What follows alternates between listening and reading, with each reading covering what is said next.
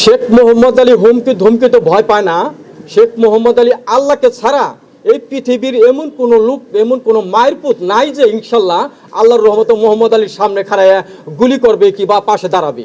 এটা আমি বুক ফেলে বলতে পারি ইনশাল্লাহ। আল্লাহর রহমত, আল্লাহ রাসূল নবী মুহাম্মদ সাল্লাল্লাহু আলাইহি সাল্লাম রহমতুল্লাহ আলাইহি গাউস কুতুব বিশ্বজাতুলি 2,24,360 12 4 থেকে 4 পিছ 14 খানা বাচ্চাদের কুনলি সর্বসবলিক সালাম পিছু শ্রদ্ধা রেখে আমি বলতে পারি আমি কোনো দলের সাথে সংযুক্ত করব না। আমি এককভাবে চলতে চাই, এককভাবেই থাকবো।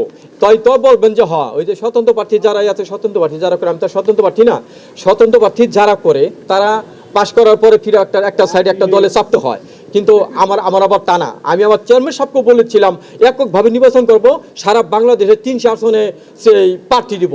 আমি কথা আমার চেয়ারম্যান সাহেব ডক্টর মুস্তাফিজুর রহমান ইরান ভাই সাহেবকে বলেছিলাম।